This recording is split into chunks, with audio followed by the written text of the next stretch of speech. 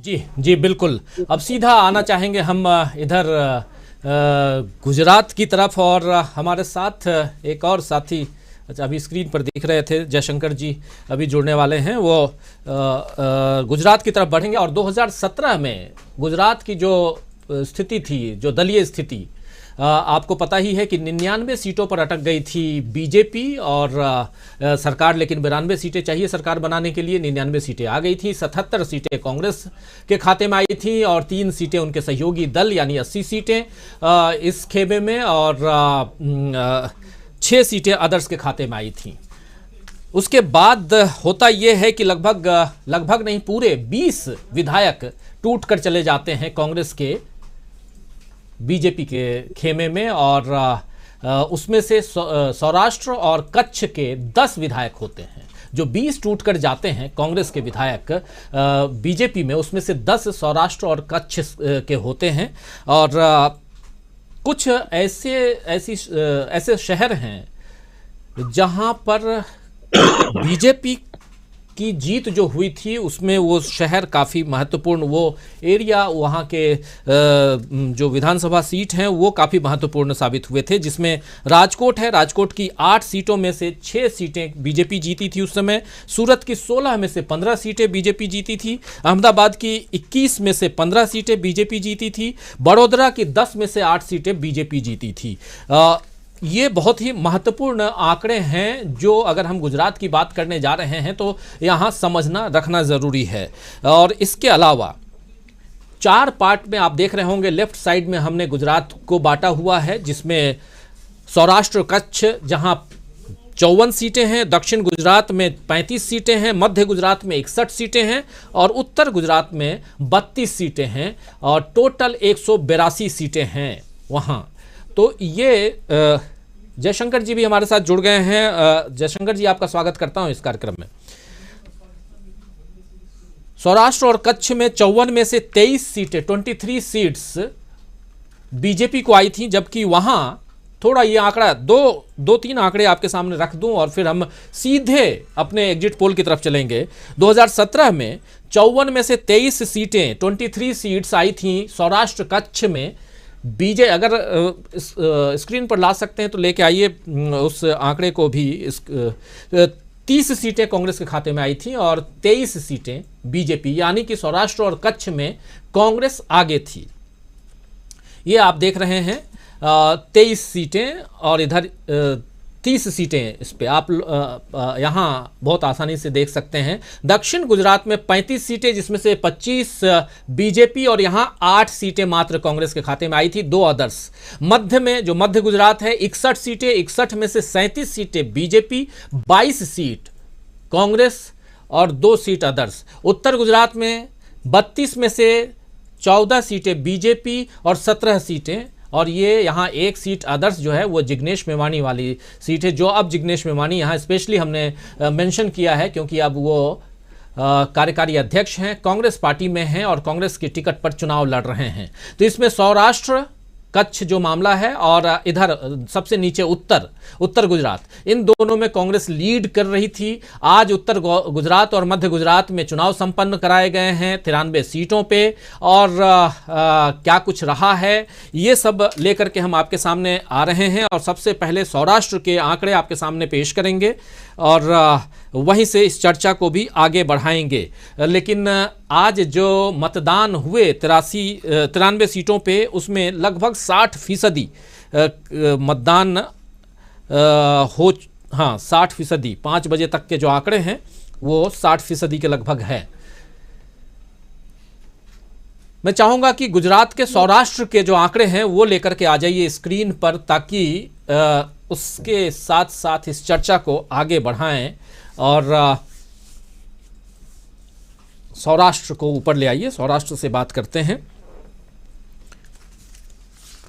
गुजरात के मुद्दे, गुजरात की बातें, बहुत सारी चीजें होती रही हैं। देखिए सौराष्ट्र है, यहाँ 54 में से 28 सीटें, 28 से 32 सीटें बीजेपी को जाती हुई दिखाई दे रही हैं, और 18 से 22 सीट यहाँ सौराष्ट्र में कांग्रेस को 2 से 4 सीट आम आदमी पार्टी ला सकती है, और 0 से 2 सीटें आ सकती हैं अदर्स के खाते में, अन्य के खाते में।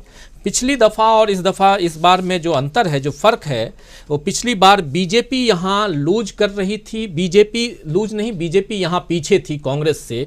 इस बार बीजेपी से पीछे है कांग्रेस। सौराष्ट्र कच्छ जो मजबूत एरिया था, कांग्रेस पीछे है।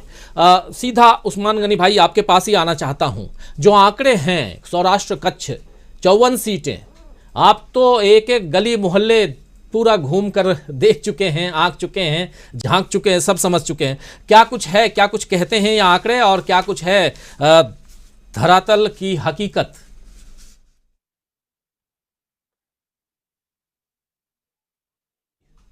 शायद डिस्कनेक्ट लग रहे हैं, लेकिन आना चाहूँ प्रशांत टंडन जी।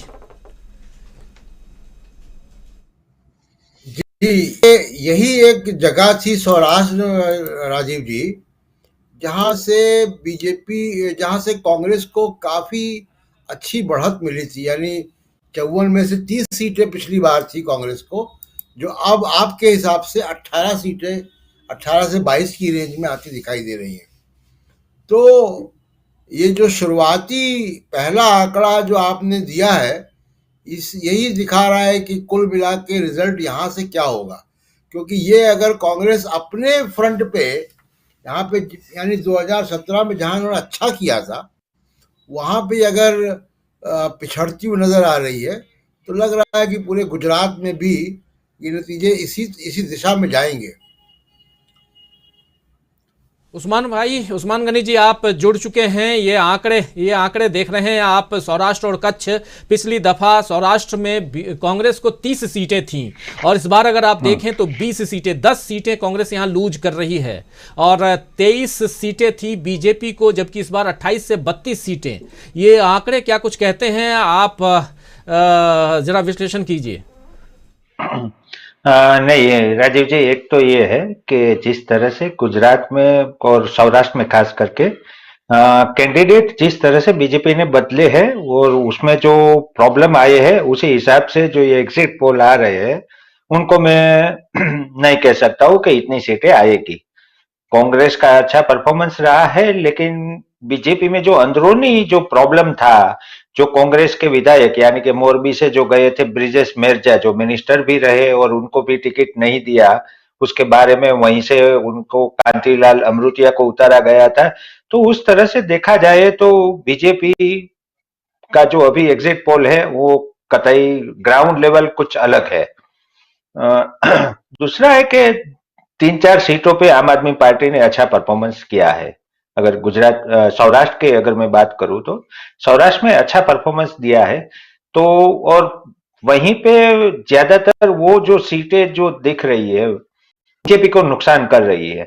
तो बीजेपी को जो अभी सौराष्ट्र में जिस तरह से देखा जा रहा है कि 2017 से लेके अभी जो है बात कि उसमें मुनाफा होगा या फायदा होगा, तो वो फायदा होने की कोई चांसेस मुझे नहीं दिख रहे, ये क्लियर है।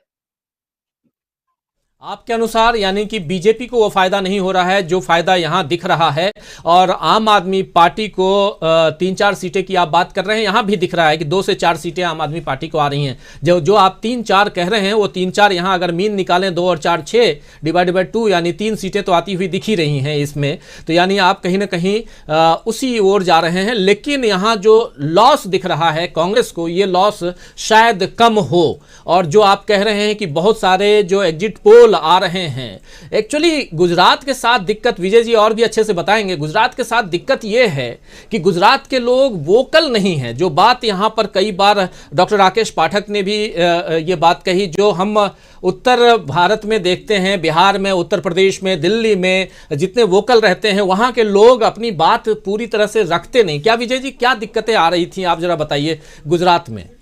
तो गुजरात में राजीव जी जो आपने बोला वोकल वाला शब्द तो बिल्कुल ठीक है। हर कोई वहाँ ढोकला ही बना देता है। अगर आप सवाल कुछ भी पूछोगे, वो दाल में भी मीठा खाने की जो आदत है वो वोटर से सीधे दिखती है और साफ तौर पर दिखती है। मतलब सबको भ्रष्टाचार दिख रहा है, लेकिन मोरबी के विधायक के प्रति चूंकि विधायक बदल दिया तो उसको लगता है कि नहीं अब ठीक हो जाएगा। लोगों का रिएक्शन नहीं था, लोगों ने रिएक्ट उस तरीके से नहीं किया।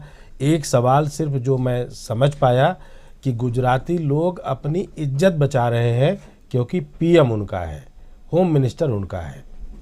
तो उनको लगता है कि गुजरात की वजह से देश दुनिया में खासकर, देश में तो छोड़ दीजिए, देश में तो मॉडल बेचा जा रहा है, लेकिन दुनिया में मोदी जी जितना जा रहे हैं उतना एक आम गुजराती की वैल्यू बढ़ रही है।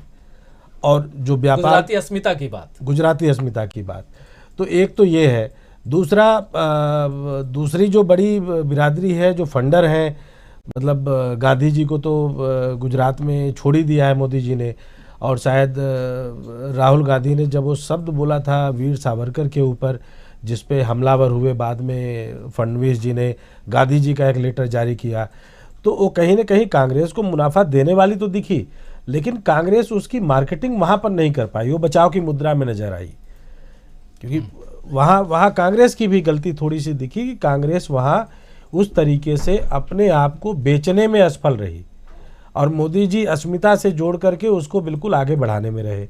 और जितना भी रोड शो मोदी जी ने गुजरात में किया है, वो आप देखेंगे कि वो सबसे बेहतरीन ऑर्गेनाइज्ड रोड शो रहा है, यह दिखाने के लिए कि हम ताकतवर हैं। वो बाहुबली स्टाइल में पूरा चुनाव वहाँ पर लड़ा जा रहा है।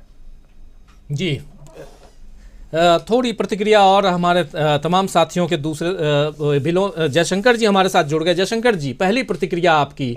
नीचे आप देख रहे हैं हिमाचल प्रदेश, इस पे हम लोगों ने खूब चर्चा कर ली। हिमाचल प्रदेश में हमारे एग्जिट पोल के हिसाब से कांग्रेस पूर्ण बहुमत के साथ सरकार में आ रही है। 38 से 50 सीटें हिमाचल प्रदेश में कांग्रेस को आती हुई दिखाई दे रही हैं, और यहाँ लूज कर रही है बीजेपी 14 से 26 सीटें बीजेपी के। और जबकि आम आदमी पार्टी बहुत तामझाम के साथ गई थी, आम आदमी पार्टी को यहां का खाता खुलता हुआ नहीं दिखाई दे रहा है। 2 से 6 सीटें अदर्स के खाते में जाती हुई दिखाई दे रही है। लेकिन अब हम गुजरात की बात कर रहे हैं, और गुजरात में भी सौराष्ट्र में पिछली दफा कांग्रेस को 30 सीटें मिली थी, इस बार 10 सीटें कांग्रेस लूज करती हुई यहां दिखाई दे रही है। लेकिन जैसा उस्मान गनी जी कह रहे हैं कि जो कुछ भी दिखाई दे रहा है धरातल पे वैसी स्थिति नहीं है, क्योंकि चूंकि सोशल एक्टिविस्ट हैं उस्मान गनी, और पूरे चुनाव में ये बहुत ज़्यादा, इसलिए स्पेशली इस कार्यक्रम में भी इनको लेके आया हूं, और इससे पहले भी हम लोग चर्चा करते रहे हैं, तो इनको बैठाते रहे हैं कि ताकि ज़मीनी हकीकत बताएं। एग्जिट पोल लोगों से चर्चा के आधार पर हम तैयार करते हैं, आप सब अच्छी तरह से जानते हैं, वोट देके जो लोग निकलते हैं उसके बाद। और लेकिन कौन क्या कहता है, किसको वोट देके आता है, दोनों में फ़र्क, इसके अलावा तमाम मशीनरी की बात होती रहती हैं, जो 8 तारीख को जो रिजल्ट आएगा उस पर हम चर्चा करेंगे। जयशंकर जी, पहली प्रतिक्रिया गुजरात पे। नहीं, सौराष्ट्र के जो रुझान दिखाई दे रहे हैं एग्जिट पोल में, देखिए, तो जब नतीजे आएंगे उसी में बात तय होगा कि क्या किसका क्या पूर्वानुमान रहा, या एग्जिट पोल या ओपिनियन पोल से क्या रहे।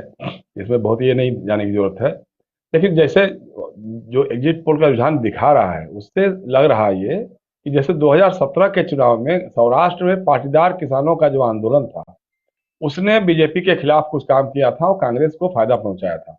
तब शायद हार्दिक पटेल वगैरह भी इन लोगों के साथ थे, कांग्रेस के साथ थे, उसका एक तो फायदा मिला था। इस बार हार्दिक पटेल कांग्रेस से छोड़ करके बीजेपी में चले गए, और हालांकि उम्मीदवार बदलने का जो बताया जा रहा है, पता नहीं, मतलब कांग्रेस असल में मार्केटिंग नहीं कर पाती है, जो चुनाव की मार्केटिंग, जैसे अभी लोग बता रहे थे हमारे मित्र लोग। अब उम्मीदवार बदलने का मतलब हो गया कि जो 5 साल उसको कुछ काम ही नहीं करना है विधायक को, जो भी विधायक होगा तो सोचेगा ठीक है अगली बार हमारा टिकट कट ही जाएगा, तो लूटो खाओ बनाओ पैसे, कोई जरूरत ही नहीं काम करने की, हर बार तो चेहरे बदल ही जाएंगे ना। तो इसको चाहे तो अगर कांग्रेस वाले बेच सकते थे, इसको इस बार दिल्ली में आम आदमी पार्टी वालों ने बेच दिया। एमसीडी के चुनाव में जितने चेहरे बदले हैं इन्होंने, अब हमारे यहाँ आप देख लीजिए, हम जहाँ रहते हैं जिस इलाके में, हमारे यहाँ का निगम पार्षद का जो चुनाव है, पिछले 3 चुनावों में तीनों कैंडिडेट बदल दिया बीजेपी ने। उसी के कैंडिडेट जीते थे, लेकिन तीनों जीतने वालों का नाम बदल दिया, दूसरे कैंडिडेट को वोट दे दिया, टिकट दे दिया। अब जब जिसको मिला उसने कहा कि ठीक है, तब हमको करने की जरूरत क्या है, जब हमारा टिकट कट ही जाएगा। तो ये एक बेसिक फर्क पड़ता है। लेकिन अब वहां चूंकि नरेंद्र मोदी तो किसी चीज को भी भुनाने के उस्ताद है। अब मल्लिकार्जुन खड़गे ने वहां जा करके कह दिया कि भाई मोदी जी कहीं भी दिखाई दे जाते हैं, आंध्रा होता है तो गुजरात होता है तो हिमाचल होता है, तो जहां जहां चुनाव होता है हर जगह वो प्रकट हो जाते हैं, जैसे लगता है उनके रावण के हैं, उनके पास 100 सिर हैं और कहीं हर जगह दिख जाते हैं। अब इसको मोदी जी ने बेच लिया। हालांकि मल्लिकार्जुन खड़गे का कहने में कहीं भी बैड सेंस नहीं था। उनका यही था कि भाई ये तो बहुत बहुआयामी है कि हर जगह दिख जाते हैं। लेकिन अब उसको उन्होंने कि साहब राम भक्तों के बीच एक राम भक्त को रावण कहा जा रहा है। किसी ने कह दिया कि भाई चुनाव में जो जुमले होते हैं, मुहावरे होते हैं कि साहब इस बार गुजरात की जनता जो है मोदी जी को उनकी राजनीतिक औकात बता देगी। अब उसको उन्होंने पकड़ लिया कि हमारी तो औकात बताई जा रही है, हमारी तो औकात बताई जा रही है। तो बार बार घूम फिर करके वो गुजराती अस्मिता और मैं हूँ गुजरात का लाडला हूँ और उस पर इस तरह के प्रहार हो रहे हैं क्योंकि मैं गुजराती हूँ, इसको वो बड़ी आसानी से बेच लेते हैं और विपक्ष के लोग इसकी काट करने में विफल साबित होते हैं। जबकि विफल कांग्रेस को या विपक्ष को अपनी एक रणनीति इस तरह की बनानी होगी। मुझे लगता है कि केजरीवाल उनकी टर्मिनोलॉजी का जवाब देना जानते हैं अच्छी तरह से, आम आदमी पार्टी वाले जानते हैं। जहां उनका बेस ज्यादा है, अभी चूंकि गुजरात में वो घुसे हैं तो इसलिए हो सकता है कि उस ढंग से ना दे पा रहे हो अभी इस चुनाव में। लेकिन हमको लग रहा कि अगला चुनाव होगा तो मोदी जी के जुमले उन पर भारी होंगे। अब कांग्रेस को चाहिए था कि 27 साल में क्या क्या हुआ वह एक चार्ट बना करके पेश करना चाहिए था कि भाई 27 साल में जो गुजराती मॉडल बताया जाता है कि साहब अभी भी वो पोर्टा केबिन में स्कूल बना करके नरेंद्र मोदी जी बच्चों के साथ बैठ जाते हैं, वो दिखाने के लिए है, ये गुजरात मॉडल है। मोरबी में पुल टूट जाता है, पता लगा कि साहब वो बिजली का बल्ब और क्या क्या बनाने वाली कंपनी को पुल बनाने का ठेका दे दिया था। ये सारी चीजें जो है इनको जो सामने ला करके रखना चाहिए था, एग्रेसिवली लड़ना चाहिए था चुनाव। मुझे लगता है कांग्रेस उसमें थोड़ी चूकी है। लेकिन एक चीज और मैं बताऊं कि गुजरात के जो वोट परसेंटेज जो देखने में आए हैं, शहरी इलाकों में इस बार वोट बहुत कम पड़ा है। आज भी जो मतदान हुआ है, आज का भी जो मतदान हुआ है, उसका जो परसेंटेज 58 या 60% के आसपास जो आ रहा है, उसमें भी शहरी इलाकों में मतदान कम है और ग्रामीण इलाकों में, आदिवासी इलाकों में मतदान ज्यादा है। और ग्रामीण इलाकों में, आदिवासी इलाकों में कांग्रेस की पैठ ज्यादा है। तो ये भी एक देखने की चीज है। जो गई से गई हालत, गई गुजरी हालत में भी कांग्रेस का वोट गुजरात में 32% तो रहता ही रहता था। चाहे बहुत ही बुरी हालत हो गई हो तभी 30-32% उसको वोट मिलते थे। अब इस बार अगर थोड़ी मेहनत कर दी होगी, और हो सकता है कि कांग्रेस के लोग कई तरह की बातें करते हैं, कहते हैं साहब इस बार हम लोगों ने फैन फेयर के साथ बहुत दिखावा नहीं किया, हम अंदरूनी गांव में घुसे, अपने वर्कर्स के साथ संगठन बनाने में लगे रहे, उनको एक्टिवेट किया हमने। तो अगर वो रणनीति कारगर होती है और कुछ परसेंट का इधर से उधर इजाफा हो जाता है तो मुझे लगता है कि भाजपा के लिए दिक्कतें बढ़ेंगी।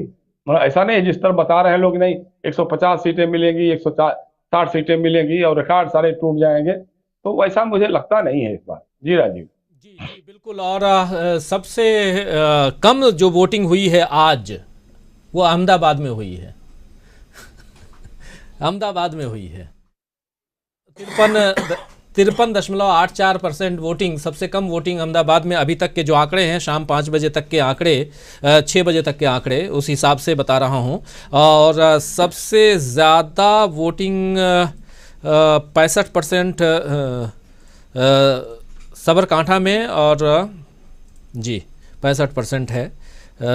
बनासकाठा में भी 66% बनासकाठा में, तो सबसे ज़्यादा। लेकिन वो परसेंटेज नहीं है जो फर्स्ट फेज में, और लेकिन ओवरऑल जो कह रहे हैं, और ये बात पहले प्रशांत टंडन जी भी रख चुके हैं कि ग्रामीण क्षेत्र में वोटिंग परसेंटेज ज़्यादा है और शहरी क्षेत्र में कम है। लेकिन प्रधानमंत्री नरेंद्र मोदी 50 किलोमीटर से भी लंबा रोड शो करते हैं, दूसरे दिन भी रोड शो करते हैं। आज भी जब वोट डालने जाते हैं उससे पहले भी एक 3 किलोमीटर का कहें तो रोड शो ही है, वो करते हैं। उसके बाद भी लोग निकल कर नहीं आते हैं, तो इसे क्या माना जाए?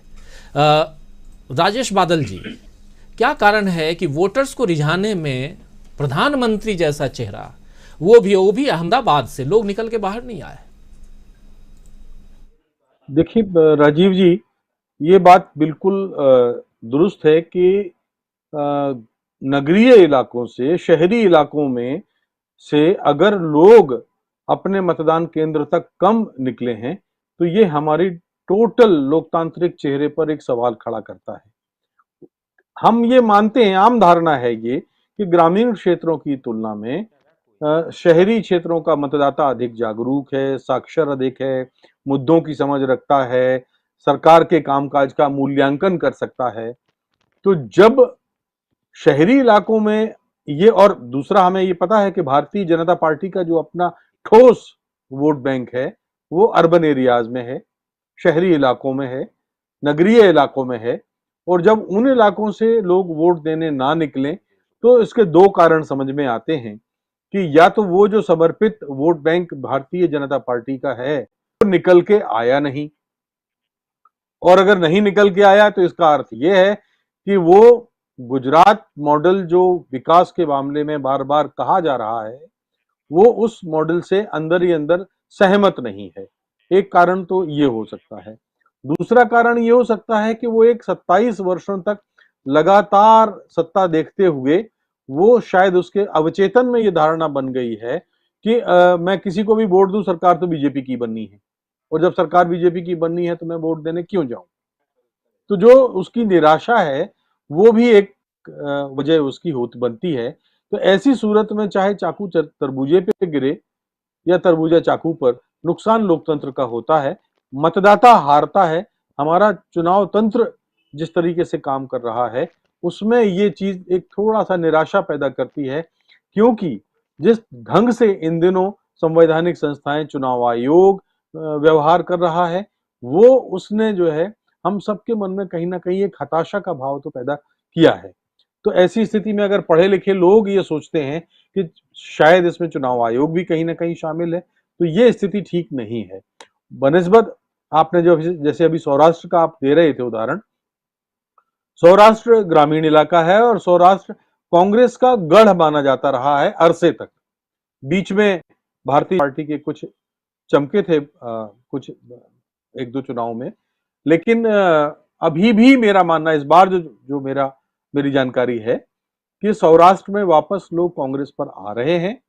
हाँ, ग्रामीण इलाकों में कुछ जगहों पर 7-8 सीटों पर आम आदमी पार्टी का असर दिख सकता है, लेकिन वो कितना परिणाम पर फर्क डालेगा, क्योंकि 6 से 8-10 सीटें तो हमेशा से तीसरे पक्ष को मिलती रही हैं। तो ऐसी सूरत में लेकिन ये कम मतदान होना मुझे कुल मिलाकर के ये लगता है कि शायद इससे भारतीय जनता पार्टी प्रसन्न नहीं होगी। जी, कुछ आंकड़ों को आप लोगों के सामने, कम मतदान की बात हम कर रहे हैं। पिछली दफा 2017 में 25 सीटों पर 25 सीटें 182 में से 25 सीटें ऐसी थीं जिसमें 70% से ज़्यादा वोट पड़े थे। 70% से ज़्यादा 25 सीटें, और उनमें से 14 सीटों पर कांग्रेस को जीत मिली थी और 11 सीटों पर बीजेपी को जीत मिली थी। तो जहां 70% से ज़्यादा, इसमें से जो 14 सीटें जहां कांग्रेस को जीत मिली थी उसमें मैक्सिमम ग्रामीण क्षेत्र थे। अच्छा, और दूसरा एक दो आंकड़ा और भी रखना चाहता हूं कि 2017 में जिन ज़िलों में बीजेपी ने खाता नहीं खोला था वैसे 7 ज़िले थे जहां बीजेपी का खाता भी नहीं खुला था। वो अमरेली है, अरावली है, नर्मदा है, मोरबी, 3 की 3 सीटें, एक में भी खाता नहीं खुला, डांग्स हैं, और गिरी सोमनाथ और तापी, ये उस्मान गनी जी इसको, और 2 ऐसे ज़िले जहां कांग्रेस का खाता नहीं खुला था, उसमें से एक पंचमहल जिसमें जहां गोधरा आता है, गोधरा स्पेशली मेंशन कर रहा हूं, और दूसरा पोरबंदर। गांधी जी को कौन नहीं जानता, लेकिन पोरबंदर, ये 2 जगह कांग्रेस का खाता नहीं खुला था, यानी पंचमहल में और पोरबंदर में। लेकिन 7 ऐसे ज़िले थे जहां बीजेपी का खाता नहीं खुल पाया था। अब आगे कहां किसका खाता खुलता है वो आंकड़े लेके आ जाते हैं, और फिर प्रोफेसर अखिल स्वामी जी आपके पास और तमाम हमारे साथी सबके पास आऊँगा। और दक्षिण सीट में क्या स्थिति है, पिछली दफ़ा जो गुजरात दक्षिण है उसके आंकड़े मतलब 35 सीटें थी गुजरात, अभी भी 35 सीटें आपको हम लेके आएंगे स्क्रीन पे। 35 में से 25 सीटें आई थी बीजेपी को, 8 सीटें आई थी कांग्रेस को, और 2 सीटें अदर्स के खाते में आई थी। अब जरा दक्षिण की सीटें लेकर आ जाइए स्क्रीन पर। दक्षिण में इस बार क्या सीटें दिख रही हैं जरा हम आप तक पहुंचाते हैं। दक्षिण में देखिए 19 से 23 सीटें आ रही हैं बीजेपी को, और 9 से 13 सीटें आ रही हैं कांग्रेस को, 1 से 3 सीटें आम आदमी पार्टी को, और 0 से 2 सीटें अदर्स के खाते में जा रही हैं। बीजेपी के खाते में 19 से 23 सीटें, जो पिछली बार 25 थी, थोड़ी सीटें कम हो रही हैं और कांग्रेस की सीटें यहाँ थोड़ी बढ़ रही हैं, 9 से 13 सीटें, जबकि पिछली बार कांग्रेस को यहाँ पर 8 सीटें मिली थी दक्षिण में और बीजेपी की सीटें थोड़ी कम तो ज़रूर हो रही हैं, लेकिन उतनी कम नहीं हो रही हैं कि जो 10 सीटों का अंतर है पिछला वाला सौराष्ट्र कच्छ का, उसको पाट पाए कांग्रेस। क्या कहेंगे उस्मान गनी जी? राजीव भैया, एक तो के सूरत वाला अगर बात मैं करूं तो पूरा प्रॉपर सूरत की जो 17 सीटें थी वो पूरे के पूरे बीजेपी के पास, एक सीट छोड़ के पूरी बीजेपी के पास थी 2017 में। लेकिन इस बार आम आदमी पार्टी ने वहीं भोपाल इटालिया, अल्पेश कथीरिया जो पास आंदोलन के रहे थे उनको उस तरह से मजबूत दावेदार को उतार के एक माहौल तो खड़ा कर दिया आम आदमी पार्टी ने, वहीं पे अच्छा माहौल एक खड़ा करने की कोशिश की थी और माहौल अच्छा खड़ा कर दिया। और दूसरा था भाजपा के खिलाफ एक एंटी इनकम्बेंसी जो उभी करनी थी, वो सूरत में बहुत अच्छी तरह से वो लोगों ने खड़ी की। अब उसकी वजह से वहीं पे कांग्रेस को 100% फायदा होगा, उसमें मैं मना नहीं कर सकता हूँ सूरत वाले में। पोरबंदर में जिस तरह से बात हो रही थी तो, लेकिन इस बार अगली बार अर्जुन भाई वहीं से हार गए थे, लेकिन इस बार जिस ग्राउंड रियलिटी दिख रही है उसी हिसाब से अर्जुन भाई वहीं पे जीत रहे हैं, ऐसा लग रहा है। बाकी तो जो है वो पता नहीं, लेकिन अर्जुन भाई वहीं से अच्छा परफॉर्मेंस कर रहे हैं।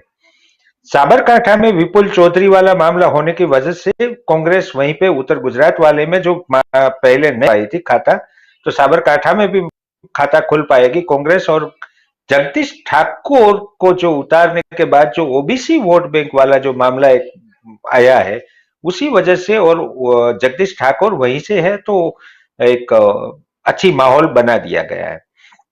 हार्दिक पटेल खुद उम्मीदवार होके भी जीतने का कोई चांसेस नहीं लग रहे हैं, क्योंकि पास आंदोलन जब चला था तो उस टाइम पे हार्दिक का एक चेहरा बना था, लेकिन इस बार हार्दिक परफेक्टली देखा जाए तो जीतते हुए नजर नहीं आ रहे हैं। और पास वाला आंदोलन नहीं है, लेकिन फिर भी कांग्रेस मजबूत बनी है उत्तर गुजरात और दूसरी जगह पे। सौराष्ट्र वाले आंकड़े जिस तरह से आ रहे हैं मुझे नहीं पता चल रहा किस तरह से कहां से वोटर, क्योंकि ग्रामीण वोटर को अगर मैं देखा जाए, मैं हर एक सीट की बात में करूं तो जो विलेज जो रूरल एरिया था, रूरल एरिया में आप देखा जाए तो वोटर कम नहीं हुए, यानी कि वोट परसेंटेज इतने ही रहे हैं। लेकिन जो अर्बन वाला मामला है तो अर्बन में वोटिंग डाउन हुआ है। तो अगर अर्बन में वोट डाउन हो रहा है, इनका मतलब ये है कि बीजेपी वहीं से डाउन हो रही है। और मैंने खास करके मैं अलग अलग विधानसभा में मैंने देखा था 2017 में, आप बूथ में देखा जाए कि जहां पे एरिया में आपको 14 बूथ है सिटी में, उस 14 बूथ में से आपको देखने मिलेंगे कि कांग्रेस को बहुत कम वोट मिले थे। इस बार वहीं से 26% भी वोट नहीं पड़े। तो उस हिसाब से अगर सौराष्ट्र में मैंने एनालिसिस जो बूथ लेवल वाला किया था उसी हिसाब से देख रहा हूं कि कांग्रेस मजबूत हुई है, लेकिन बीजेपी को इतना फायदा दिख नहीं रहा है। और खास करके सूरत में तो मुझे कुछ भी तरह से ये जो आप दिख रहे हैं स्क्रीन पे वो सही लग रहा है। जी बिल्कुल। प्रोफेसर अखिल स्वामी जी, अभी फर्स्ट फेज के जो दो आंकड़े, ये दोनों फर्स्ट फेज के हैं, सौराष्ट्र कच्छ और दक्षिण गुजरात जो हम अभी रख रहे हैं 89 सीट्स, ये 89 सीट्स हैं जहां पे बीजेपी लीड करती हुई 47 से 55 सीटें और 27 से 35 सीटें कांग्रेस के खाते में और 3 से 7 सीटें जो हैं वो आम आदमी पार्टी के खाते में जाती हुई दिखाई दे रही हैं। क्या कुछ आप कहेंगे, क्योंकि यहाँ पर कांग्रेस जो है वो दावा कर रही थी बिल्कुल उलट। कांग्रेस कह रही थी कि पहले फेज में 55 सीटें आ रही हैं कांग्रेस को, और जैसा उस्मान गनी जी कह रहे हैं, अगर इनकी बातों पर भरोसा किया जाए जो ये कह रहे हैं, चूँकि ज़मीनी हकीकत देख रहे हैं और हमारे जो आंकड़े हैं वो भी ज़मीनी हकीकत है, लेकिन ज़मीनी हकीकत इस हिसाब से हैं कि लोगों से बात करके, और एक हैं जो कि आप देख रहे हैं घूम रहे हैं बहुत तमाम चीज़ें, तो उनका कहना है कि इससे उलट भी हो सकता है।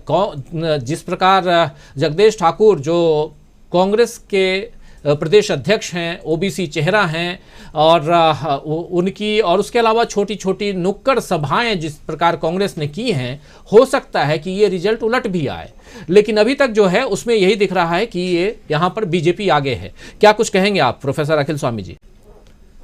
देखिए राजीव जी, मुझे ऐसा लगता है कि हो सकता है आपका एग्जिट पोल भी सही हो और जो उस्मान भाई कह रहे हैं वो भी सही हो।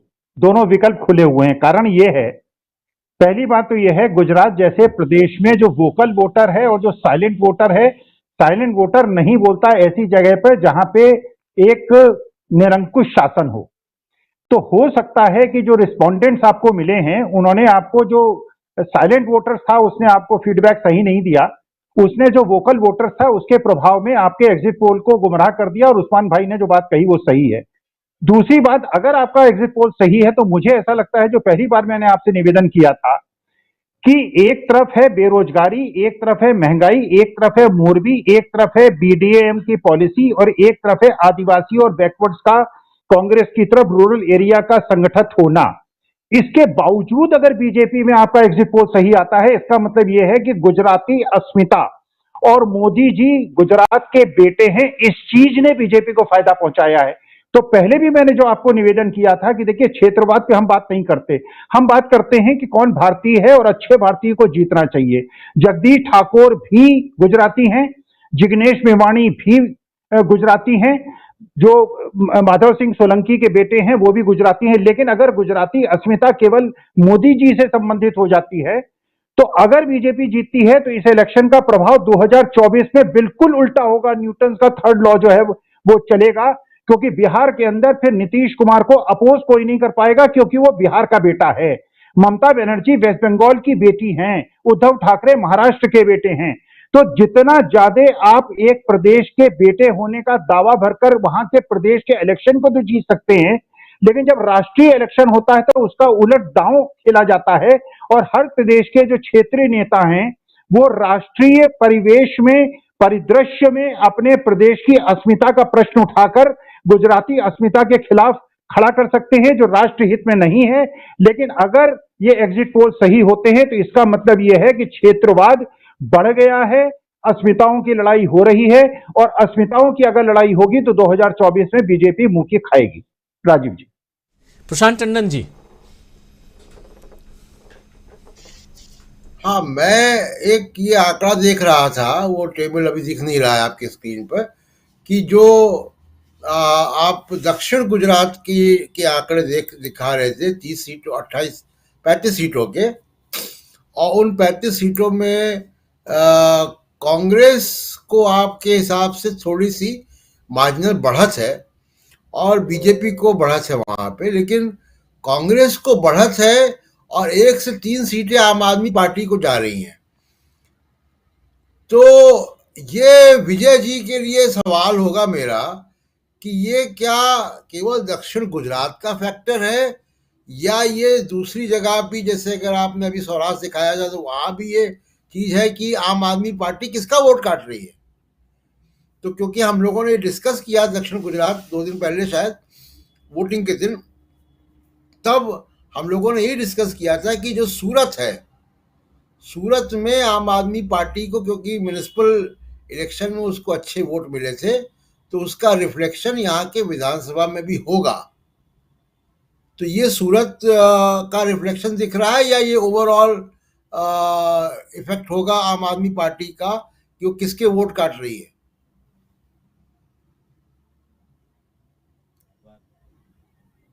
जी बोला था कि आम आदमी पार्टी शुरुआती दिनों में ये मानकर चला गया लोगों के बीच में कि वो कांग्रेस का नुकसान करेगी, लेकिन आखिरी वक्त तक, नामांकन तक आते आते उसने बीजेपी को डेंट करने का अपना काम शुरू कर दिया, क्योंकि आम आदमी पार्टी को ये लग गया था कि उसको हिमाचल से तो बाहर कर दिया गया गुजरात चुनाव के लिए, अब गुजरात के चक्कर में उसकी एमसीडी दिल्ली वाली भी खराब होगी, तो उसने अपनी पूरी पॉलिसी ही एग्रेसिव बना ली, क्योंकि कांग्रेस का जो वोट बैंक उसको काट कर मिलना था वो तो उसको दिख रहा था।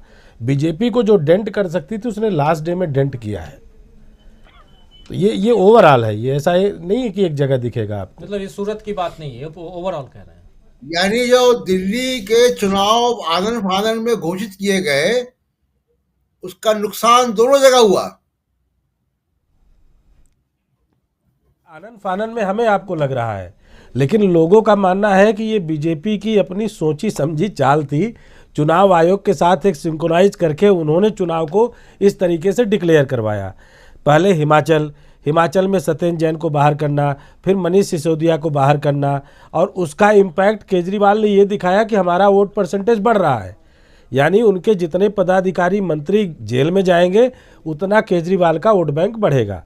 लेकिन बाद में जब नामांकन के समय में जब एमसीडी का चुनाव और गुजरात का चुनाव दोनों इस तरीके से रखा गया कि आप या तो गुजरात कर सकते हैं या तो एमसीडी कर सकते हैं, उस केस में आम आदमी पार्टी का नामांकन के समय में जो अपने विधायक के अगवा किए जाने वाला आरोप था, वो आरोप कहीं ना कहीं बीजेपी को डेंट करते हुए दिख गया।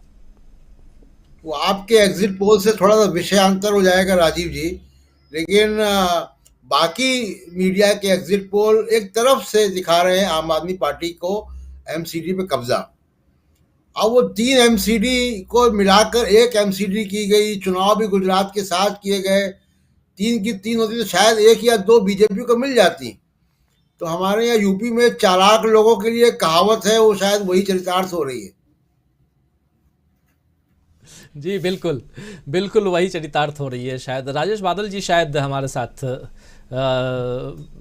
नहीं है ना, शायद वीडियो डिस्कनेक्ट हो गए हैं। जयशंकर जी क्या कहेंगे आप, क्योंकि दक्षिण गुजरात, हम गुजरात की बात कर रहे हैं, या आंकड़े और ले आए फिर चर्चा करें हम, क्योंकि ये समझना ज़रूरी है कि आम आदमी पार्टी ने, और बहुत सही सवाल प्रशांत टंडन जी अभी पूछ भी रहे थे और इस पर चर्चा हो भी रही है, इधर दिल्ली में आम आदमी पार्टी जो आ रहे हैं, जो एग्जिट पोल आ रहे हैं, उसमें आम आदमी पार्टी दिल्ली एमसीडी में अपनी सरकार बनाती हुई दिखाई दे रही है, जीत रही है, वो एक तरफा जीत रही है। बिल्कुल सही कह रहे हैं आप। लेकिन चलिए, मुझे भी कहा जा रहा है कि पहले आंकड़े ले लेते हैं, एक आंकड़ा ले लेते हैं, और ये आंकड़ा उत्तर गुजरात का आंकड़ा है, जो 32 सीटें उत्तर गुजरात में हैं, वो आंकड़े ले आइए। 32 सीटें क्या कितनी हैं, उसके बाद फिर सीधे आना चाहेंगे जयशंकर जी के पास में। उत्तर गुजरात 32 सीटें, पिछली दफ़ा 32 में से 14 सीटें थी बीजेपी के पास और 17 सीटें कांग्रेस के पास थीं उत्तर गुजरात में, और जिग्नेश मेवाणी एक सीट जो आदर्श है वो जीत करके आए थे। अभी ये देखिए, उत्तर गुजरात 14 से 18 सीटें इस बार कांग्रेस बीजेपी के पास, और 12 से 16 सीटें, 12 से 16 मतलब आम कांग्रेस को 14 की 14 सीटें आ रही हैं जैसे पहले थीं, और नहीं 17 सीटें थी, कांग्रेस की सीटें कम हो रही हैं और बीजेपी की सीटें बढ़ रही हैं। यहाँ पे आम आदमी पार्टी को भी एक सीट, 0 से 2 कहें तो एक सीट, और 0 से 2 अदर्स के खाते में। अब आते हैं सीधा, पहले उस्मान भाई के पास आ जाते हैं, फिर जयशंकर जी के पास में। उस्मान भाई क्या कहेंगे इस पे? राजीव जी, इसमें तो ये है कि अगर वहीं पे जो विपुल चौधरी वाला फैक्टर काम कर गया तो कांग्रेस जो है अभी सीट, उससे ज्यादा सीट लेके आएगी।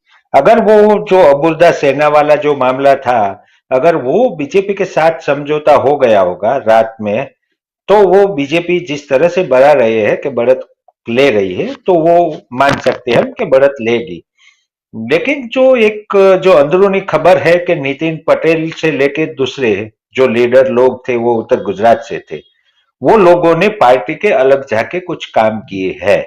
अगर वो बात सही निकली तो बीजेपी वहीं से बढ़त नहीं बनाएगी, लेकिन जो 2017 में थी उनसे भी 1-2 सीटें कम हो सकती है, ये क्लियर है। जी जयशंकर जी, अब देखिए 3 क्षेत्र, सौराष्ट्र, दक्षिण और मध्य, माफ करें, और उत्तर, मध्य अभी बाकी है, उत्तर, ये इतनी सीटों में से ये 89 और 32 ये हो गए 21 सीटें, 121 सीटें।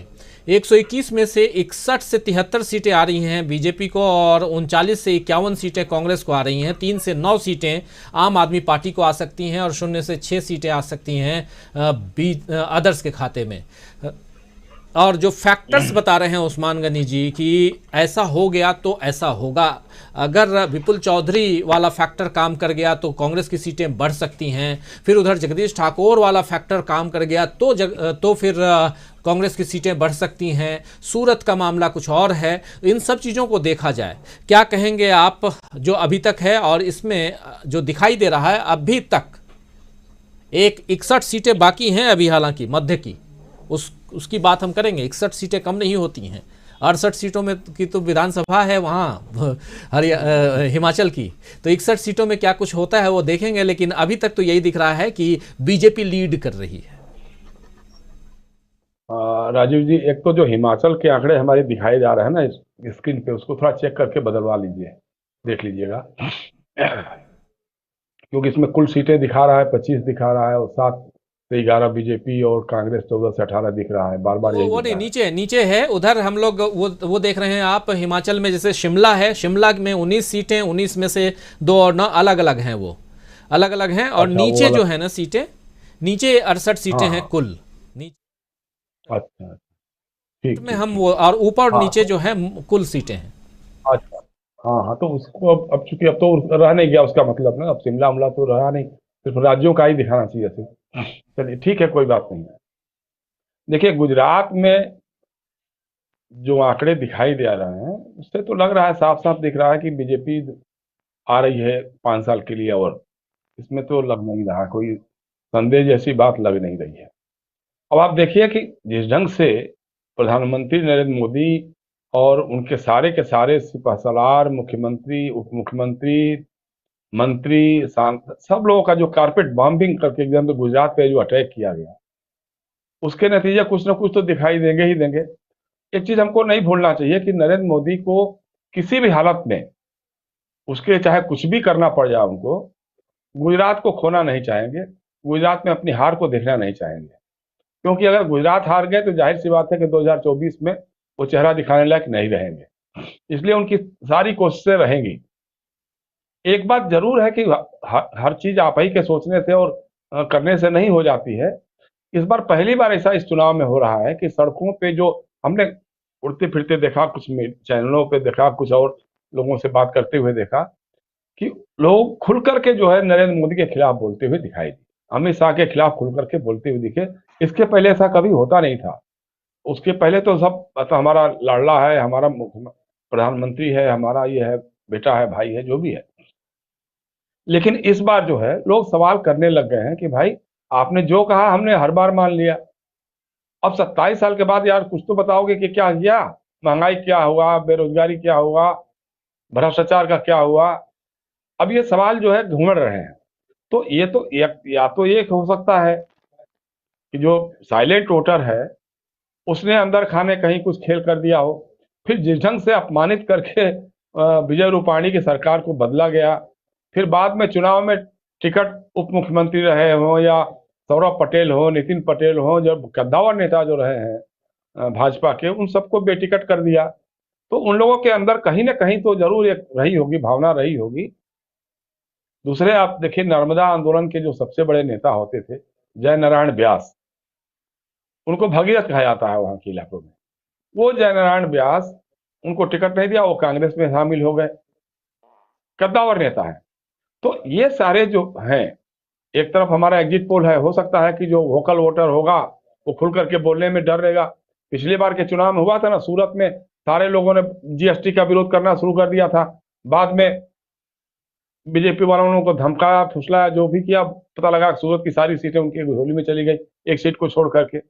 तो इसलिए लोगों को डर भी लगता है कि अगर हमने खुल करके कुछ ज्यादा बोला तो ये हमारे ऊपर इसका हो सकता है। अब जिनके खिलाफ ऑलरेडी हो ही रहा है, लगातार जो पीड़ित किए जा रहे हैं, तो वो तो बेचारे बोलेंगे ही, बोलते हैं, लेकिन सब लोग बोले खुल करके, ये नहीं होता है।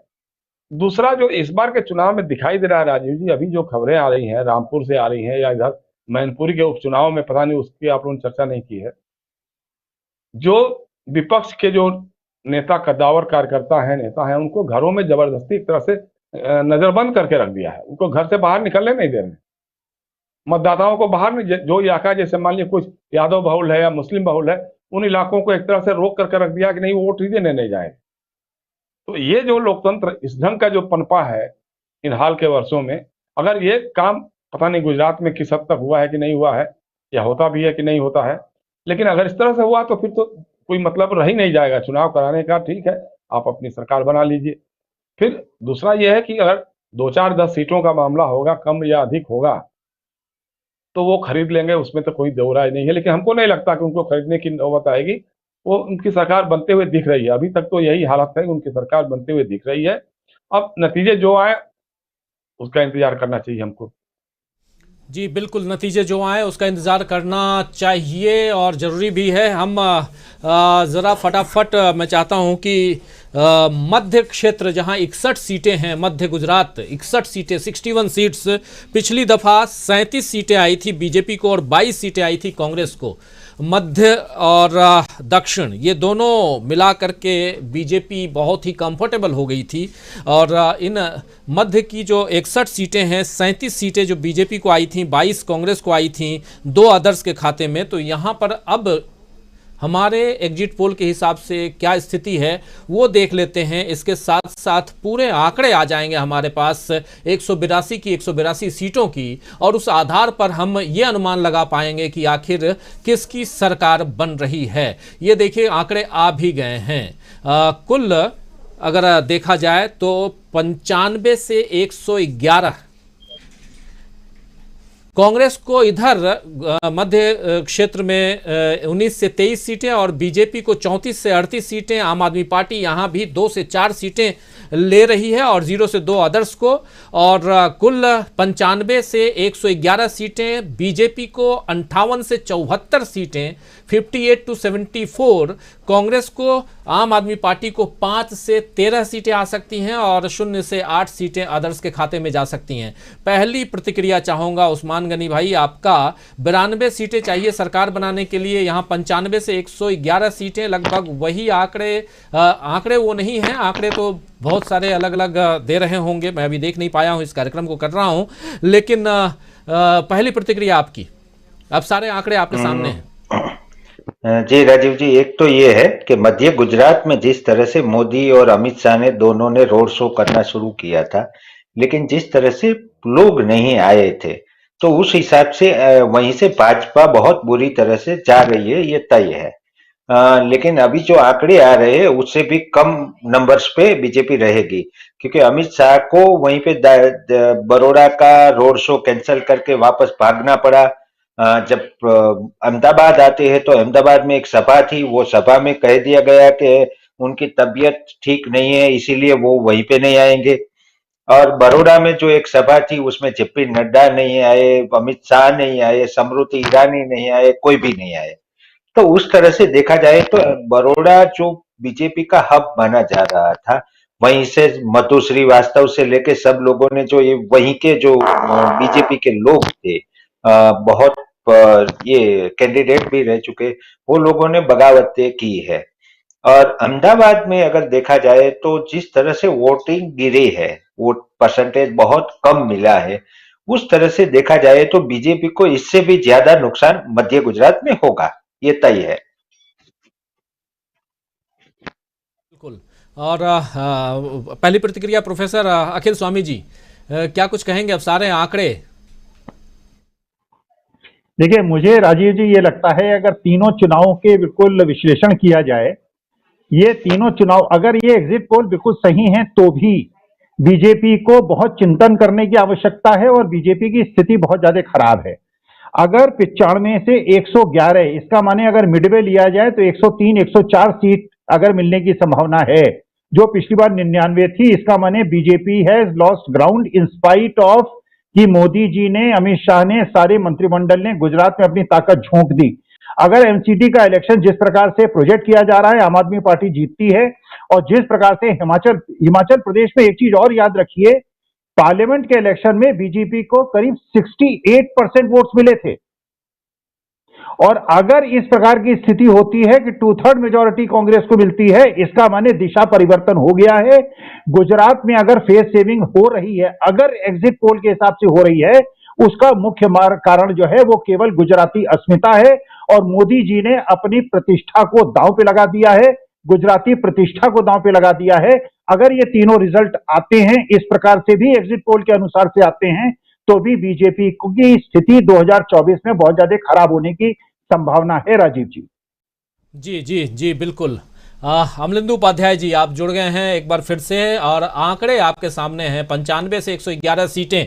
और मीनू जी का इंतजार कर रहा हूं, क्योंकि मीनू जी कह रही थी कि अगर ये 99 से एक सीट भी कम हुई तो ये हार होगी, और ऐसी ही बात यहाँ कमोबेश कह रहे हैं हमारे साथी प्रोफेसर अखिल स्वामी जी भी, कि ये इसे जीत नहीं कह सकते हैं। एग्जिट पोल की बात कर रहा हूं दोस्तों, ये एग्जिट पोल है, और 8 तारीख को जो आंकड़े आएंगे, एग्जैक्ट रिजल्ट जो आएगा, रिजल्ट के जो आंकड़े आएंगे, उसमें भी अगर ये सीटें थोड़ी बहुत भी कम होती हैं तो पूरी मशीनरी झोंक देने के बाद, प्रधानमंत्री के इतने रोड शो के बाद, इतनी रैलियों के बाद, गृह मंत्री की इतनी रैलियों के बाद, और कई सारे अधिकारी पीएमओ से लेकर के अलग अलग बीजेपी शासित राज्यों के अधिकारी वहां बैठे हुए हैं, उसके बाद अगर आप क्लीन स्वीप नहीं करते हैं तो फिर कहीं ना कहीं गड़बड़ तो है। और यही बात तो कह रहे हैं प्रोफेसर अखिल स्वामी, और यही बात कह रहे हैं उस्मान गनी जी। अमलेंदु उपाध्याय। राजीव जी देखिए, मैं कहूंगा कि 99 से 98 नहीं, अगर 116 से 115 भी भारतीय जनता पार्टी लेके आती है गुजरात में, तो भी ये भारतीय जनता पार्टी की हार है। और वो इसलिए है कि वर्तमान में जो भारतीय जनता पार्टी की सीटें हैं सदन में, वो कितनी है भाई? आप कांग्रेस से भी तो तोड़ के लाए थे, वो भी तो आपके ही हैं। तो अब तो बहुमत को दिखाया ना सदन में आपका क्या है, आपकी सदन में इस समय सीटें क्या हैं।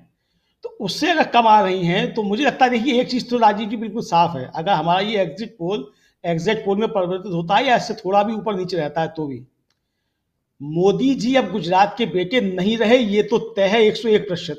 अब वो चाहे सरकार बने या नहीं बने। और इसलिए ये है कि अगर मोदी जी गुजरात के बेटे होते तो जयशंकर जी बैठे हुए हैं और प्रोफेसर साहब बैठे हुए हैं। आपको याद होगा कि चौधरी चरण सिंह दावे के साथ कहते थे, मैं बागपत नहीं जाऊंगा, बिना जाए चुनाव जीत जाऊंगा। और मोदी जी जो हैं वो अगर जा रहे हैं इतना घूम घूम के गुजरात, और बार बार वास्ता दे रहे हैं कि मुझे देखो, मुझे देखो, और वहां वो वही नहीं कह रहे हैं, पूरी पार्टी वहां जो प्रचार कर रही है वो यही कर रही है कि मोदी जी को देखो सिर्फ। तो अगर मोदी जी को देखने के बाद भी जो है, अगर आप 2002 का आंकड़ा भी नहीं पा पाते हैं, और जो निवर्तमान विधानसभा अगर उसका आंकड़ा भी अगर आप नहीं पा पाते हैं, तो ये कुल मिलाकर के आपकी हार है, किसी भी हाल में जीत नहीं है। और मुझे लगता है कि इसके बाद भारतीय जनता पार्टी के अंदर काफी कुछ चीजें शुरू हो जाएंगी। और मुझे लगता है कि संघ परिवार जो है, देखिए संघ आरएसएस का एक हमेशा ट्रेंड रहा है। आरएसएस पहले हिंदू महासभा के पीछे हुआ करता था, फिर जनसंघ के पीछे हुआ करता था, आज भारतीय जनता पार्टी के पीछे। अब गुजरात में जिस तरह की सूचनाएं आ रही हैं, उसने आपको भी समर्थन दिया है अंदर खाने सूत्रों से, जो चीजें हैं कि वहां आपके कैंडिडेट को भी संघ ने दिया है। तो मुझे लगता है कि भारतीय जनता पार्टी के पीछे से फिर हटना तो शुरू नहीं हो जाएगा आरएसएस, कि अगर ये सिर्फ मोदी पार्टी बन जा रही है। बहरहाल ये अभी दूर की चीजें होंगी, अभी इस पर आज के बाद बात होगी। लेकिन मैं फिर यही कहूंगा कि अगर 116 से 115 और 114 भी अगर रह जाती हैं, 99 और 98 की बात ही छोड़ दीजिए, तो भी ये मोदी जी की हार है, भारतीय जनता पार्टी की जीत मिलेगी। राजीव अजय शुक्ल जी भी जुड़ गए हैं। अजय जी आपका स्वागत करता हूं इस कार्यक्रम में। और हम लोग यहां एग्जिट पोल की बात कर रहे हैं। हिमाचल प्रदेश और गुजरात के एग्जिट पोल आपके स्क्रीन पर है। हिमाचल प्रदेश में बीजेपी की सरकार जाती हुई दिखाई दे रही है, और बीजेपी को 14 से 26 सीटें आती हुई दिख रही हैं 68 में से, और 38 से 50 सीटें कांग्रेस को आती हुई दिखाई दे रही हैं हिमाचल प्रदेश में। और पूर्ण बहुमत के साथ हिमाचल प्रदेश में कांग्रेस सरकार बनाती हुई दिखाई दे रही है। लेकिन दूसरी तरफ अगर हम गुजरात चलते हैं तो गुजरात में 95 से 111 सीटें बीजेपी को आती हुई दिखाई दे रही हैं, और कांग्रेस को 58 से 58 से 74 सीटें दिखाई दे रही हैं। एक बात यहां और बताना चाहूंगा कि बीजेपी और आम आदमी पार्टी टोटल 182 सीटों पर इन दोनों पार्टियों ने चुनाव लड़े, लेकिन कांग्रेस 3 सीटें छोड़कर चुनाव लड़ी है। तो यानी जो आंकड़े हैं ये 3 सीटों से नीचे के हैं, और अदर्स में हो सकते हैं वो आंकड़े जुड़ जाएं। तो कांग्रेस को 58 से 74 सीटें आ रही हैं, और आम आदमी पार्टी यहां पहली दफा बेहतर करते हुए दिखाई दे रही है, 5 से 13 सीटें। हालांकि बहुत लोग आम आदमी पार्टी की सरकार भी बनवा रहे थे कुछ दिन पहले, महीना नहीं कहूंगा लेकिन कुछ दिन पहले तक। क्या कहेंगे, आपकी पहली प्रतिक्रिया अजय शुक्ल जी दोनों आंकड़ों पे? एग्जिट पोल है, एग्जैक्ट रिजल्ट नहीं है, लेकिन एग्जिट पोल सब जैसे दे रहे हैं वही हमारा भी तरीका है। और हमारे एग्जिट पोल के कर्ता धर्ता विजय शुक्ला जी हमारे साथ जुड़े हुए हैं, इलेक्ट्लाइन के सीईओ, और इलेक्ट्लाइन और डीबी लाइव हमेशा एग्जिट पोल करता है। हम लोगों ने एग्जिट पोल, कई साथियों को थोड़ा सा जोड़ देता हूं, कई साथियों को पता नहीं होगा, दिल्ली का जो चुनाव हुआ था उस चुनाव से लेकर के पिछले चुनाव तक एग्जिट पोल करते रहे। कुछ एग्जिट पोल सही होते हैं, कुछ गलत होते हैं, या ओपिनियन पोल। दिल्ली का एग्जिट पोल हमारा सही हुआ था, हमारा झारखंड का सही हुआ था, हमारा छत्तीसगढ़ का सही हुआ था, हमारा मध्य प्रदेश का, राजस्थान का सही हुआ था, कई सारे, हमारा वेस्ट बंगाल का सही हुआ था। तो कई सारे एग्जिट पोल सही भी हुए हैं, लेकिन उत्तर प्रदेश का और पिछले जो थे 5 राज्यों के चुनाव, उसमें से गड़बड़ हुआ, जिस पर कई लोग कहते हैं कि आप एग्जिट पोल दिखाते हैं और सब गलत हो जाता है। चलिए खैर, ये गैम्बल है, आप जैसी बातें करते हैं वही सुन के हम आते हैं और वही हम यहां बताते हैं।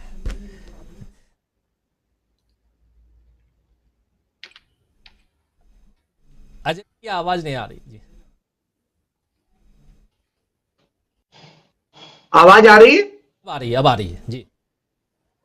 मैं कह रहा हूं कि मैं एग्जिट पोल पे बहुत भरोसा नहीं करता हूं, इसलिए मैं बहुत उस पे नहीं जाऊंगा और ना उस पे मैं चर्चा करूंगा। लेकिन मैं कुछ चीजों को लेकर जाए, गुजरात की बात करिए। गुजरात का इतिहास बताता है कि जब जब पोलिंग कम हुई है, भारतीय जनता पार्टी बहुत ज्यादा लूज की है। भारतीय जनता ने नरेंद्र मोदी के मुख्यमंत्री के तौर पे चुनाव जब लड़ने का था और चुनाव लड़ा गया उनके नेतृत्व में 2002 का, उसके पहले आप याद करिए, उसके पहले भी भारतीय जनता पार्टी की 121 सीटें हुआ करती थी। और नरेंद्र मोदी के आने के बाद गोधरा से लेके सारी नफरत हो चुकी थी, और उसके बाद भी कितनी आई? 127 सीटें। क्या बहुत बड़ा इतिहास बदल दिया। गुजरात अपने नेचर का है, ठीक है, वहां पर जो है 32 साल से कांग्रेस पार्टी सत्ता में नहीं है, बावजूद इसके पिछले इलेक्शन में उसने कितना बेहतरीन परफॉर्मेंस दिया, वो अपने आप में वो था।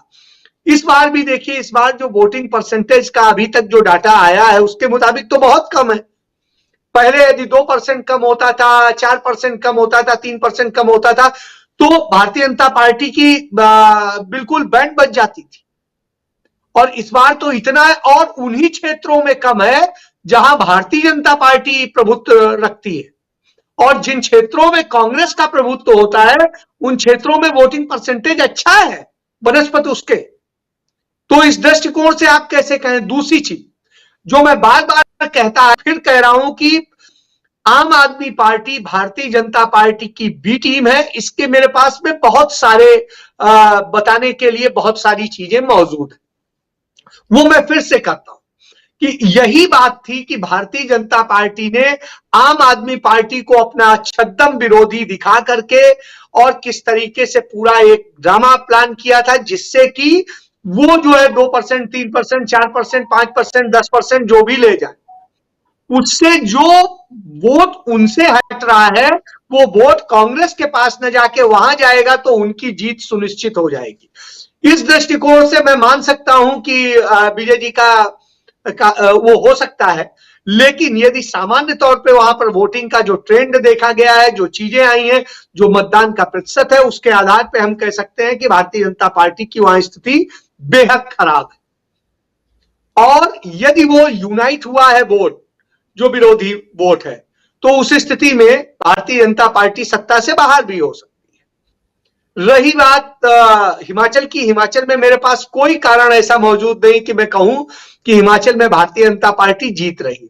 प्रधानमंत्री ने यहां पर भी पूरा जोर लगाया, और हिमाचल के चुनाव के पहले वो 10 बार आए, उसके बाद जो है आते रहे लगातार जिस तरीके से किया, और सारे यूपी के मुख्यमंत्री से लेकर तमाम जगह एक ही चीज बात कर रहे थे, मंदिर बन पाता, ये बन पाता, ये होता।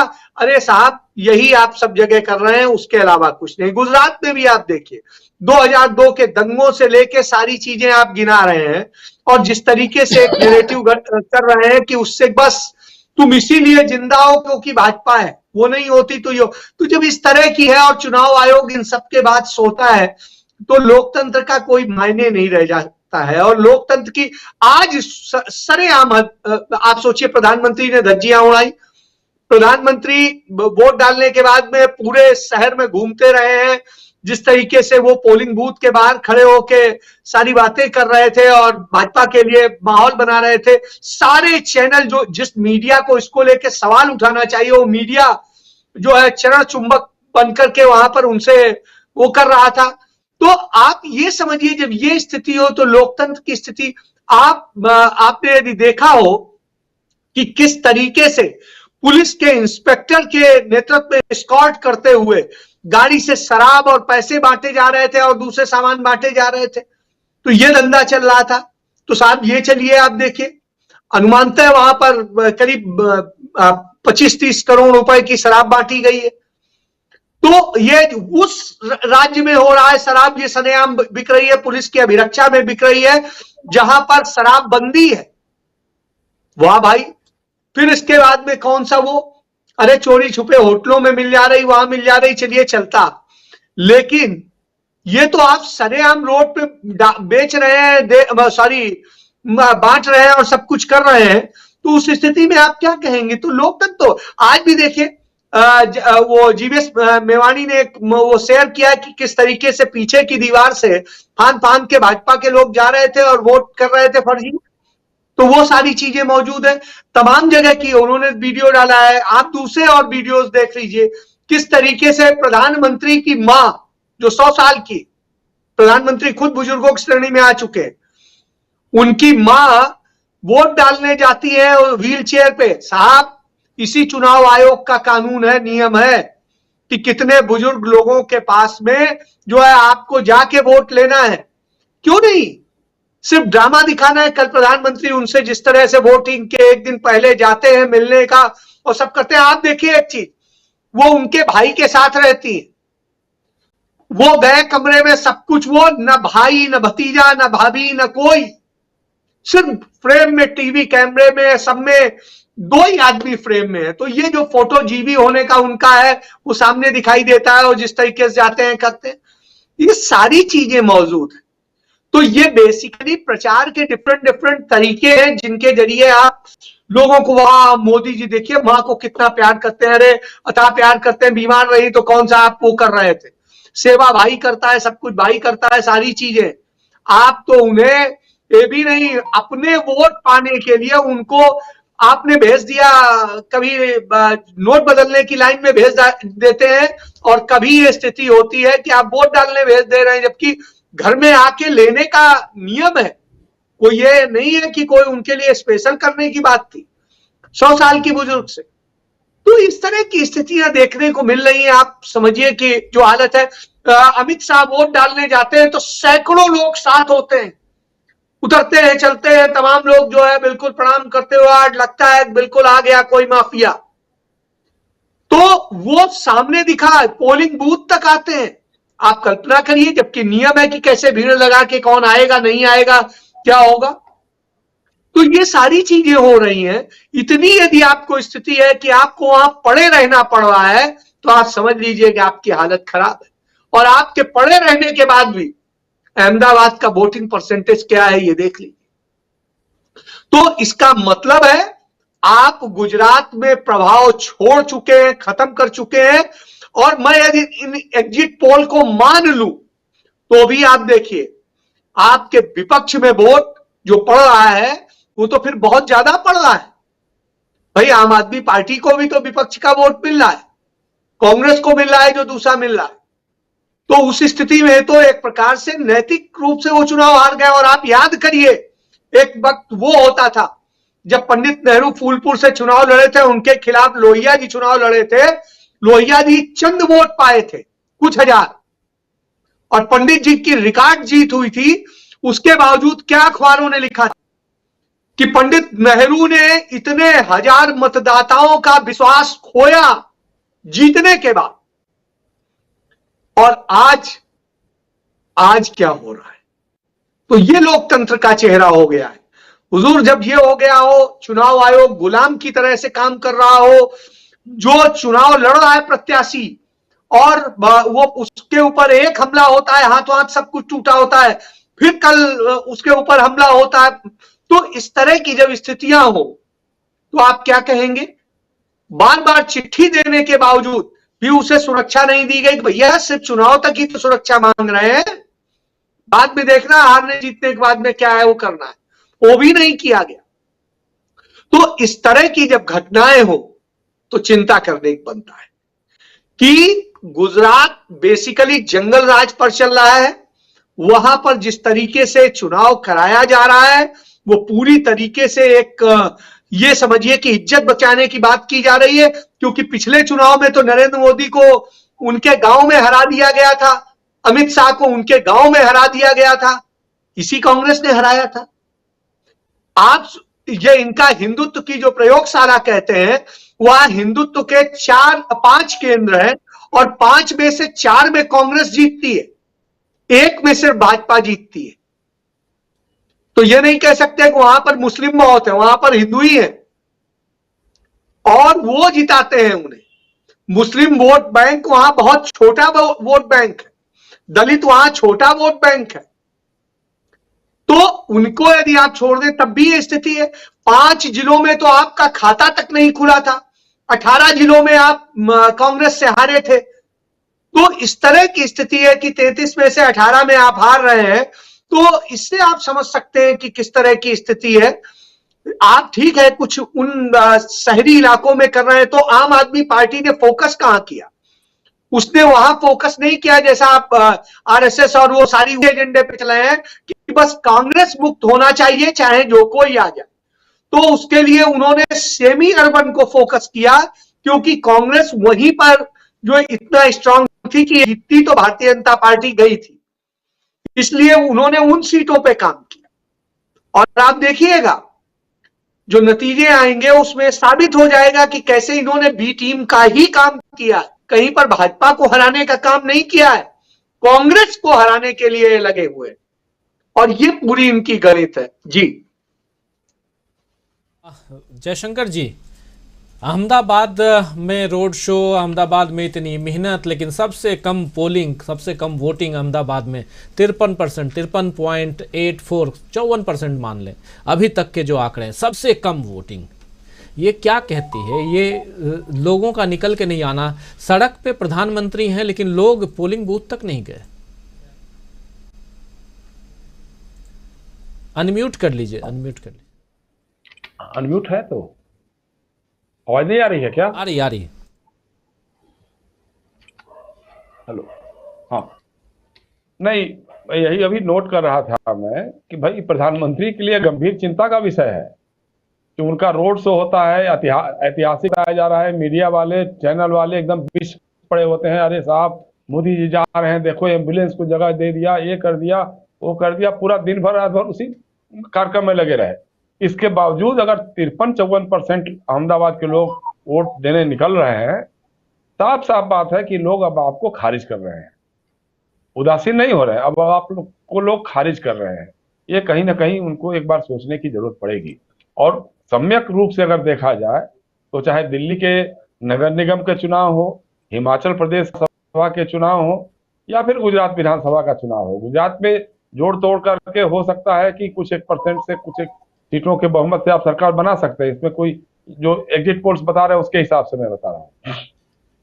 लेकिन आपको ये जरूर सोचना होगा कि 2024 तो फिर खतरे में पड़ जाएगा, क्योंकि इस तरह से तो बात नहीं आगे बढ़ेगी। हिमाचल की बात तो देखिए सीधी सी बात है कि जब पिछली बार 4 उपचुनाव हुए थे, जिसमें मंडी के लोकसभा का था और 3 विधानसभाओं के उपचुनाव हुए थे, उसमें जिस तरह सोपड़ा साफ हुआ था बीजेपी का, तभी से लग गया था कि अब आने वाले दिन इनके कैसे होने वाले हैं। अडानी आपको पैसे दे सकते हैं, आपकी थैलियां भर सकते हैं, लेकिन सेब किसानों की नाराजगी भी आप ही के सिर पे डाल सकते हैं। ये हिमाचल में होगा। ये हिमाचल का जो एग्जिट पोल के रुझान बता रहे हैं वो सीधा सीधा यही है कि किसानों की जिस ढंग से ये की गई है, लूट की गई है, लूटने की जिनको छूट दी गई है, वो आपको भारी पड़ने वाला है। गुजरात में इसी तरह का है। अब आप देखिए, कांग्रेस ने संजोग की बात कही है जो भी है कि इस बार संजोग से राहुल गांधी बहुत ही कम समय के लिए गए, 2-3 सभाएं की जाकर के वहां पे, प्रियंका भी शायद नहीं गई वहां। अगर राहुल गांधी और प्रियंका गांधी ने भी सघन प्रचार किया होता वहां, तब क्या होता।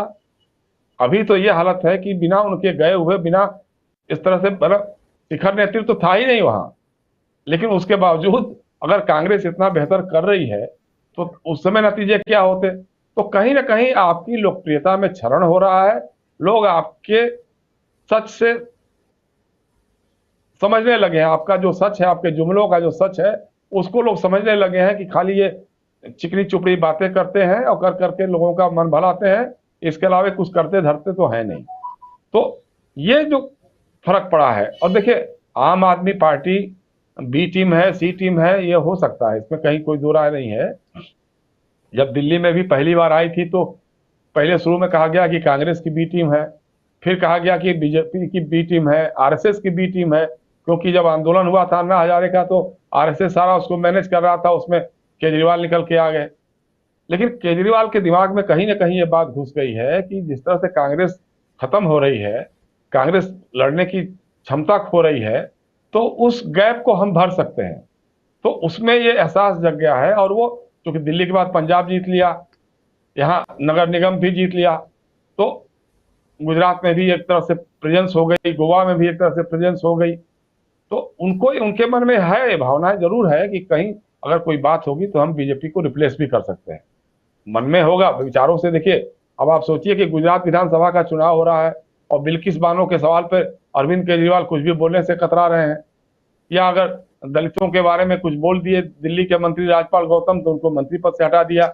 तो ये सारी चीजें हैं, लेकिन इसके बावजूद अब कांग्रेस को खास तौर से, मतलब हमको सबसे निराशाजनक तो दिल्ली के लोग, दिल्ली के एमसीडी के चुनाव को लेकर के हो रहा है कि जहां आपको केंद्र की बीजेपी सरकार और दिल्ली की आम आदमी पार्टी की सरकार दोनों के खिलाफ लड़ने का मौका था, कांग्रेस ने उसको कभी इस्तेमाल ही नहीं किया।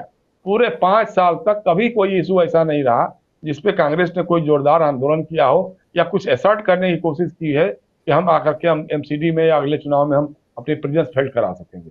एक समय ऐसा लगा था कि दिल्ली में जो दलित है और अल्पसंख्यक मतदाता है वो कांग्रेस की ओर लौट सकता है, लेकिन उसको भरोसा ही नहीं हुआ कि अगर हम कांग्रेस की तरफ जाएंगे भी तो लगता है फिर से बीजेपी जीत के आ जाएगी।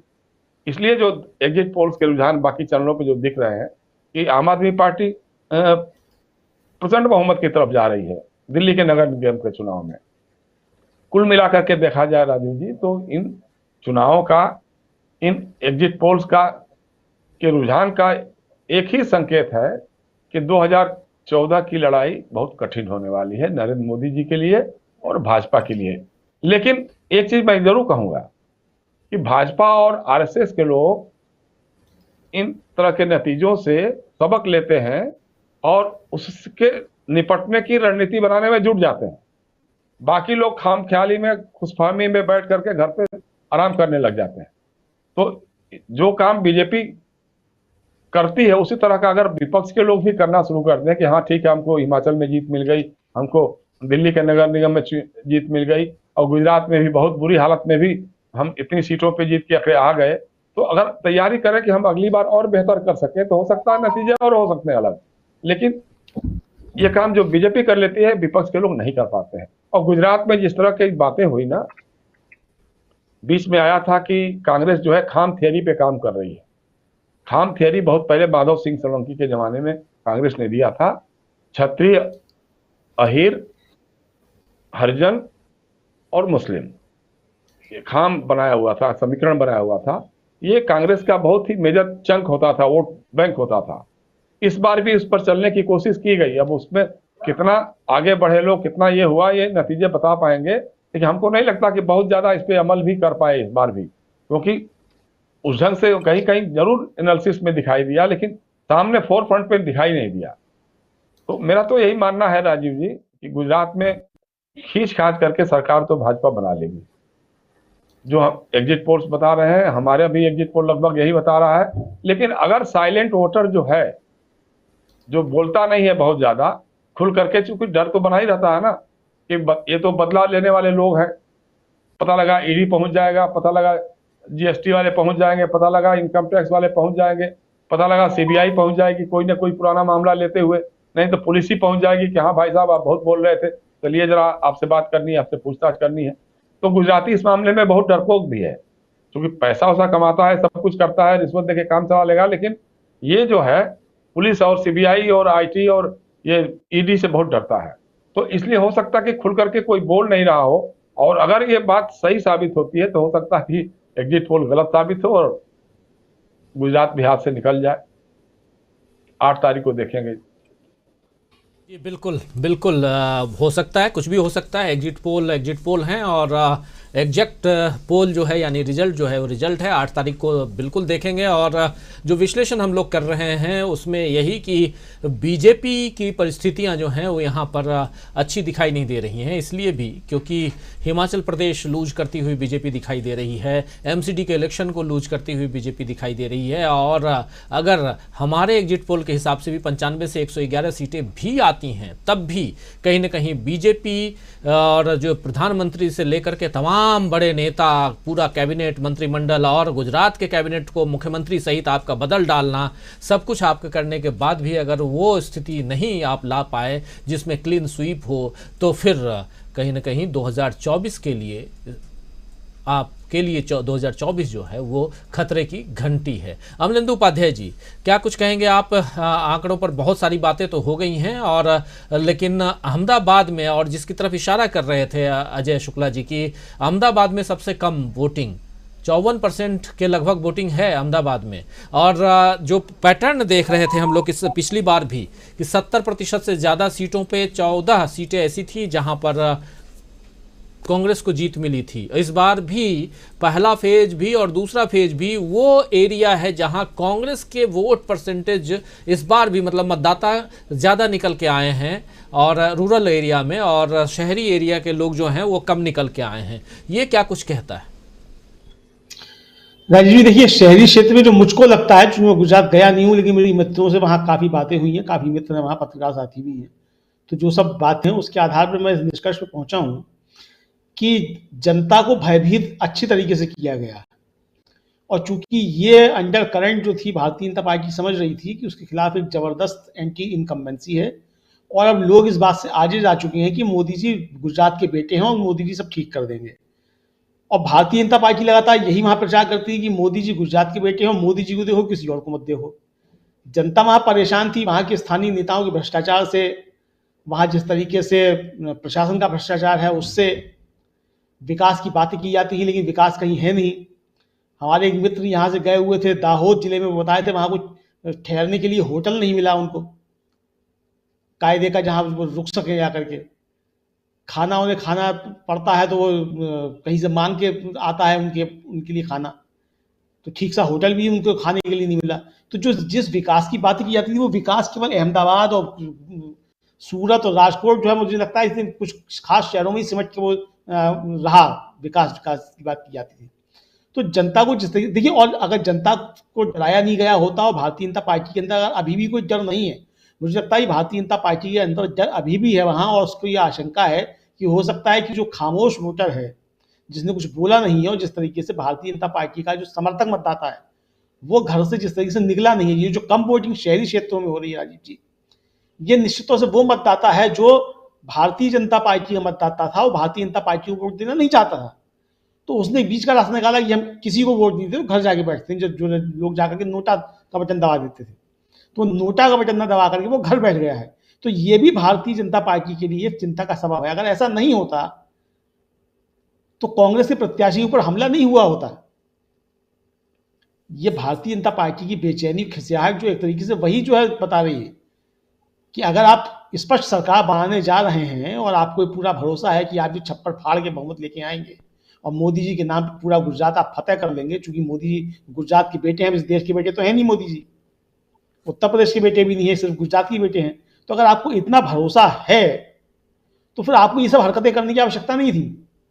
चुनाव आयोग को जो है वो भारतीय जनता पार्टी का अनुषंगक संगठन बन के काम करने की आवश्यकता नहीं थी, कायदे से काम होना चाहिए था। और ये मतलब किस तरीके से अनुषंगिक संगठन बन के काम कर रहा है चुनाव आयोग, ये तो मैनपुरी से लेकर के और रामपुर तक भी उत्तर प्रदेश में देखा जा रहा है। मतलब अखिलेश यादव का सुबह में देख रहा था, कहीं बयान था कि हम डीएम को फोन लगाते रहे और डीएम फोन ही नहीं उठा रहा है।